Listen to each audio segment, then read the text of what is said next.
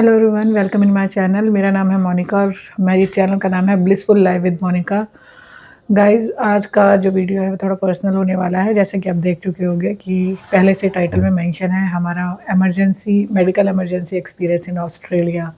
तो अभी आप देख पा रहे हो कि मैं हॉस्पिटल में हूँ। ये एक प्राइवेट हॉस्पिटल है, होम ग्लैन, जहाँ पर मैं अभी सर्जरी के लिए आई हूँ। तो आप देख ही पा रहे हो मेरे हाथ में, मेरी एक फिंगर में फ्रैक्चर हुआ है।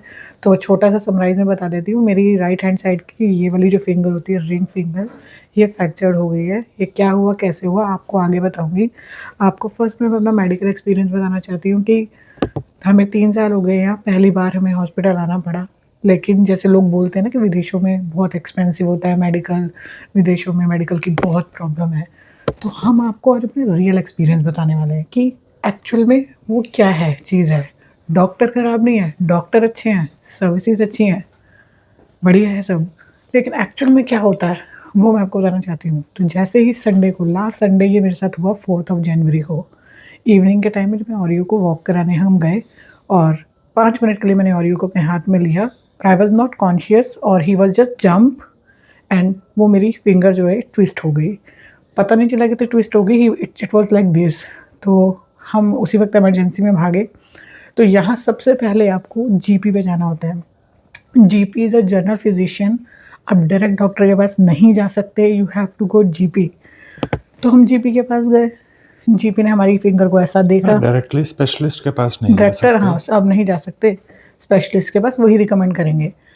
तो जब मेरी फिंगर उन्होंने ऐसे देखी तो उन्होंने बोला कि आपको इमरजेंसी जाना होगा या फिर आप अर्जेंट केयर जाओ। अर्जेंट केयर इमरजेंसी से पहला स्टेप है। इमरजेंसी तो बिल्कुल डेथ वाली जो सिचुएशन हो जाती है ना, लाइफ थ्रेटनिंग, उसमें जाते हैं। तो हम अर्जेंट केयर में गए।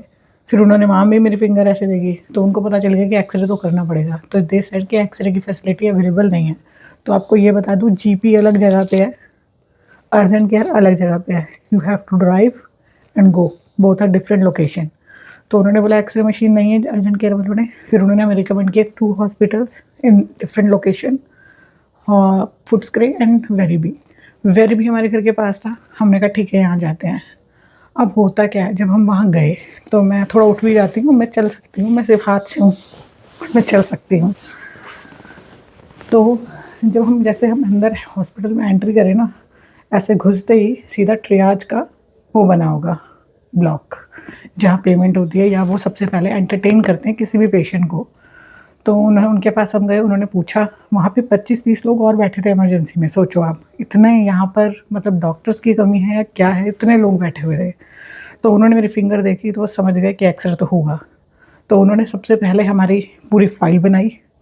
फाइल बनाने के बाद उन्होंने मेरे को उसी वक्त पेन किलर दी, क्योंकि एक्सट्रीमली पेन था। तो उस वक्त तो फटाफट से जो आप कर सकते हैं, उन्होंने 2 टैबलेट दी ताकि मेरा पेन शांत हो।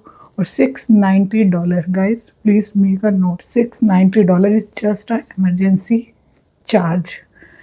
इसके अलावा एक्सरे, डॉक्टर, Most सब probably, कुछ डिफरेंट है। most probably that 690 is for them who don't have Medicare, so non-resident, हाँ, non resident, non temporary like visa us, like we are on visitors. 482 visa for us. तो अब हमारे पास तो ऐसी कोई मेडिकल इंश्योरेंस तो है नहीं, तो हमें तो अब फ्रंट ही पे करना था। It's not medical insurance. हमारे पास Medicare नहीं है. Insurance we have, but that is overseas. हाँ, मतलब दैट इज़ ओवरसीज़, तो हमें अप फ्रंट ही पे करना था ना इस चीज़ को।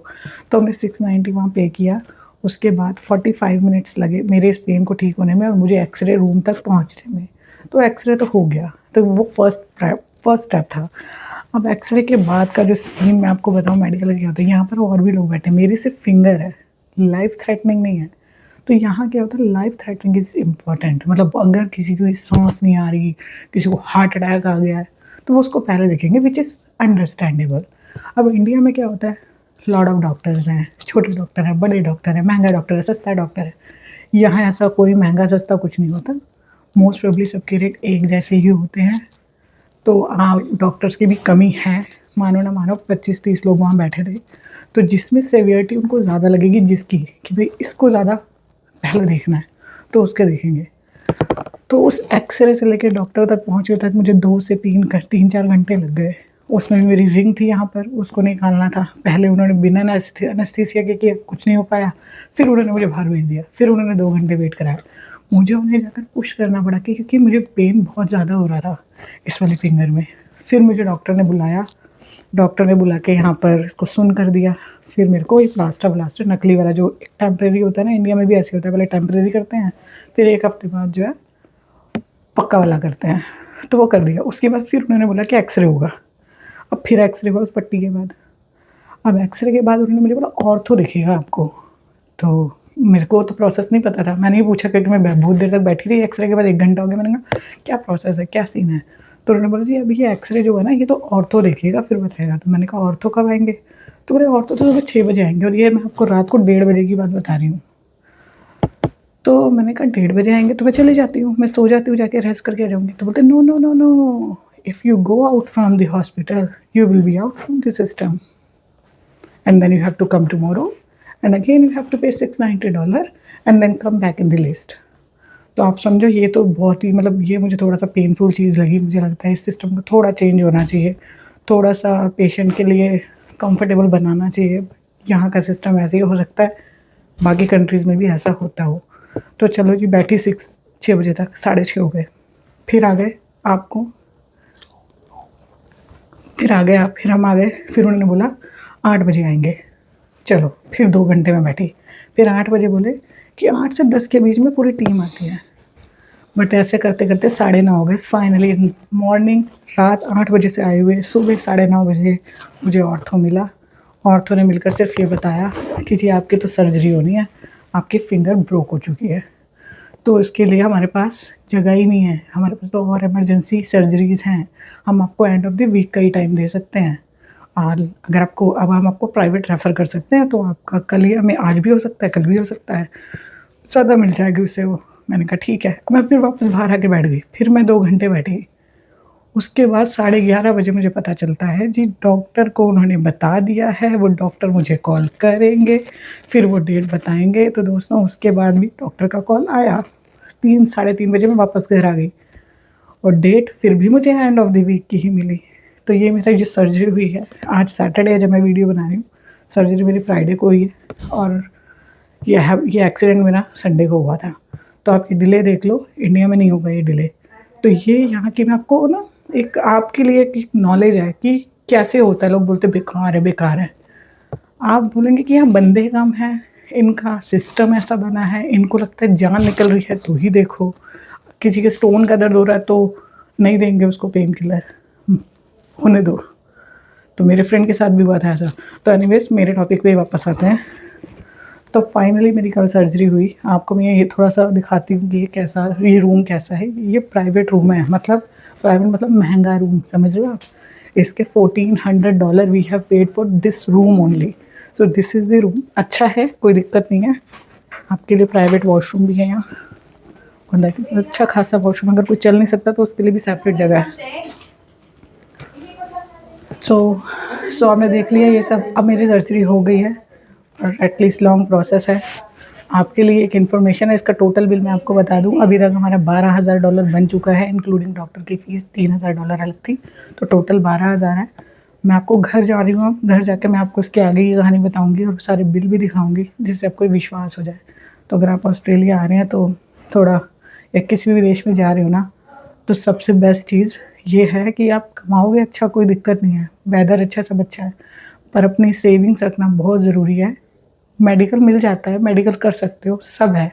लेकिन अगर हमारी तरफ 482 पे आए हो और आपकी जो प्राइवेट ओवरसीज़ वाली अगर आपकी इंश्योरेंस है तो आपको अप फ्रंट पे करना है। तो समझ रहे हो, आपको हर वक्त अपनी सेविंग रखनी है कि आप इमरजेंसी को हैंडल कर सको। तो बाकी मैं कहानी आपको घर जाके बताती हूँ और सारे बिल भी दिखाऊंगी। सो this is about my delay in the vlogs also, इसलिए बना नहीं पा रहे थे, उस दिन भी नहीं बना पाए। तो बाकी मैं आपको घर जाके बताती हूँ। Thank you so much.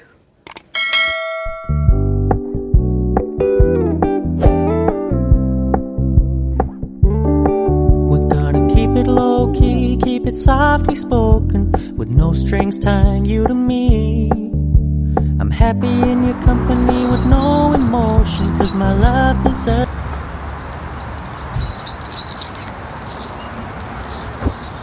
दोस्तों ये यहाँ की पूरी पार्किंग हॉस्पिटल की काफ़ी बड़ी है और बैकग्राउंड पे भी पार्किंग है। ये आप देख रहे होगे होम्स ग्लेन प्राइवेट हॉस्पिटल है, काफ़ी बड़ा हॉस्पिटल है, सर्विसेज अच्छी थी, अटेंडेंट जो थी, नर्स अटेंडेंट, बहुत ही टाइमली आ रही थी चेक करने के लिए। तो it's a good experience but obviously very expensive अगर आप कंपेयर करोगे इंडिया से। तो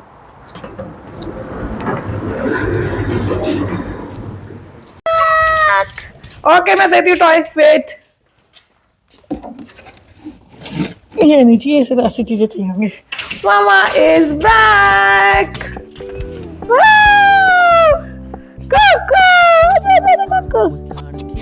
ओ जो मेरा बेटे, ओ जो मेरा बेटे, ओ जो मेरा बेटे। ये ऐसे वेलकम होता है, ऐसे वेलकम होता है, ऐसे वेलकम होता है।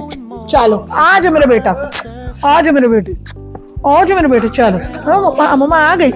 अभी निन्नू अच्छे से करेंगे, रात को निन्नू नहीं गई ठीक से। आ जाओ आ जाओ आ जाओ आ जाओ आ जाओ। नहीं गुड्डा नहीं कहते, गुड्डा नहीं कहते। आ जाओ, दोनों से मिलूंगी। आ जाओ आ जाओ आ जाओ। Coco come here, Coco Coco क्या बनाओ, क्या कोको। वही शोभा मेरे बेटा, हाँ मेरा और बेटा। वही नहीं कितना। तो दोस्तों चेंज करके मैं सेटल हो गई हूँ। तो सोचा थोड़ा सा गार्डन में आके थोड़ा नेचुरल इसमें आऊँ और थोड़ा सा अच्छा फील करूँ हॉस्पिटल से आने के बाद। तो दोस्तों ये आज हमने जो अपना व्लॉग बनाया है ये बेसिकली एक इन्फॉर्मेशन के लिए है, क्योंकि मैं ना मतलब मैंने अपने दोस्तों से भी सुना और इतनी सारी वीडियोस भी हम देखते हैं ना कि विदेशों की मेडिकल जो फैसिलिटी है वो बहुत बेकार है या बहुत महंगी है। तो उस पर हम अपना रियल लाइफ एक्सपीरियंस एक एक्चुअल में शेयर करना चाहते थे कि एक्चुअल में ये क्या है, मतलब कैसा है, क्या सच है, क्या झूठ है। तो मैं अपने एक्सपीरियंस से आपको ये बता सकती हूँ कि देखो मतलब आप डॉक्टर बोलोगे या और चीज़ों की फैसिलिटी बोलोगे तो वो ठीक है, मतलब वो उसमें कोई कमी नहीं है। लेकिन हाँ डॉक्टर्स कम हैं और लोग मतलब यहाँ के हिसाब से लोग ज़्यादा हैं, डॉक्टर कम हैं, तो वो सब चीज़ों की प्रॉब्लम है। आपको डेट इतनी जल्दी नहीं मिलेगी, इतनी जल्दी पेन किलर नहीं देते जब तक बंदे के प्राण ना निकल रहे हों, है ना। कोई ऐसा वाला ना हो। तो इनकी इमरजेंसी का मतलब आप समझ जाओ कि इनकी इमरजेंसी का मतलब ये है कि आपके अगर प्राण निकलने वाले हैं तो ये एकदम से एक्शन लेते हैं। अदरवाइज बाकी सब चीज़ों में ये थोड़े से लीनियंट रहते हैं यहाँ के मेडिकल सिस्टम। और इवन किसी और भी देश में भी ऐसा होता होगा तो, बट ओवरऑल अगर आप मेरे से हॉस्पिटल का एक्सपीरियंस पूछोगे इट वॉज गुड। नर्सेज एक ही बार में बेल बजाने पे आ रही थी, सारी फैसिलिटी सही थी। डॉक्टर ने मतलब यहाँ के डॉक्टर्स में बिल्कुल एटीट्यूड नहीं है, बहुत ही अच्छा एक्सपीरियंस रहा। सैटरडे वाले दिन उन्होंने मुझे 4 बार कॉल किया है और इतने अच्छे से उन्होंने बात की, मुझे बताया, समझाया और इतना हंसमुख तरीके से बात करेंगे आपको डॉक्टर के साथ भी बहुत कंफर्टेबल लगेगा। तो मुझे ऐसा लगता है कि मुझे नहीं पता कि इंडिया में कितना रहता होगा, लेकिन कई ना बड़े खड़ूस भी देखे हैं मैंने, लेकिन उस मामले में यहाँ पर डॉक्टर हो या कोई और भी चीज़ हो वो बहुत अच्छी है। बाकी आप देखो आप और जो भी बिल थे मैं आपको बिल भी शेयर करूंगी कि कितना हमारा लगा। तो यहाँ बिल भी आपको पूरी तरह से नहीं मिलता कि आप हॉस्पिटल में गए तो डॉक्टर का एक साथ ही मिल रहा है। डॉक्टर की अलग फीस जाती है, हॉस्पिटल की अलग फीस जाती है, एनेस्थीसिया को जो हुआ उसकी एक अलग फीस है और उसके अलावा जो सर्जन के साथ असिस्टेंट होते हैं उनकी अलग फीस जाती है। मतलब एक बार में ये कोई चार्ज नहीं करते। तो पहले हमने डॉक्टर की फीस दी, उसके बाद हॉस्पिटल में अलग पे किया। तो वो बिल तो हमारा कम से कम 9.5 के आसपास बन गया है। बट अपार्ट फ्रॉम दिस जो मैंने आपको बताया कि 12,000 तक का बिल बना है, वो जो है हमारे पास मेल पे आएगा, तो वो तो नहीं दिखा पाऊंगी, लेकिन एक आइडिया का एक प्रूफ वो बोलते हैं ना जिसको कि हाँ एक्चुअल में इतना पैसा लगता है। तो आप खुद ही इमेजिन करके देखो कि अगर मेरी एक उंगली टूटी है तो क्या इंडिया में 6 लाख लगेगा? नहीं लगेगा। तो यहाँ पर इतना लगता है। और कई लोगों को ऐसा लगता है कि यार विदेश में रह रहे बहुत कमा रहे हैं। ये देखो मैं सबके लिए ये जब तक आप यहाँ आ नहीं जाते ना आपको रियलिटी नहीं पता चलती। जो यहाँ रह रहा है ना उसी को रियलिटी पता है। लोगों को लग रहा है कि बहुत कमा रहे हैं, ठीक है कमा रहे हो आप डॉलर में, सब कर रहे हो, सब डॉलर में कमा रहे हो, सब हो रहा है, लेकिन खर्चा भी उस हिसाब से होता है दोस्तों। तो अपने आप को मेंटली प्रिपेयर करें हर चीज़ के लिए कि क्या क्या अगर आप यहाँ आ रहे हो तो ये तो आप मान के चलो कि मेडिकल बहुत अच्छा नहीं है। अपने आप को प्रिपेयर रखो। बाकी आप लाइफ में ग्रोथ लेना चाहते हो आपको ग्रोथ मिलेगी। अगर आप किसी भी बाहर की कंट्री में जा रहे हो 5 ईयर कम से कम आपको देने चाहिए। मतलब ये मेरा मानना है और मेरा ये कहना सबके लिए है जो इंडिया में रह रहे हैं या किसी भी कंट्री में और जाना चाहते हैं इंडिया से यूएस या कहीं पे भी। 5 ईयर्स उनके घर वालों को भी समझना चाहिए और 5 ईयर्स उनको खुद में भी वो पेशेंस रखना चाहिए कि आपको किसी भी कंट्री में अच्छे से सेटल होने के लिए और ज़िंदगी में कुछ अचीव करने के लिए कम से कम 5 साल चाहिए। तो ये एक जस्ट इन्फॉर्मेशन वीडियो थी हमारे पर्सनल एक्सपीरियंस की। आई होप कि आपको इससे कुछ इन्फॉर्मेशन मिले, आपको इससे कुछ नॉलेज मिले और हम शायद आपके किसी डिसीजन में आपको हेल्प कर सकें। आपको अच्छा लगे तो आप कमेंट करिएगा, हमें बताइएगा हमें और किस टॉपिक पे, अगर आप ऑस्ट्रेलिया के बारे में कुछ स्पेशली जानना चाहते हैं, यहाँ की किसी चीज़ के बारे में, तो आप हमें कमेंट में बताइएगा, हम किसी और चीज़ पर वीडियो बनाएं। बाकी आपको अगर अच्छा लगा, हमारी वीडियो बहुत रॉ है, हमें इतना कुछ नहीं आता, बट विल ट्राई कि हम आपको एक अच्छी इन्फॉर्मेशन दे सके। आपको अच्छा लगे तो हमारे चैनल को सब्सक्राइब करें और लाइक करें। And thank you for watching. मिलते हैं नेक्स्ट वीडियो में। Bye bye, take care.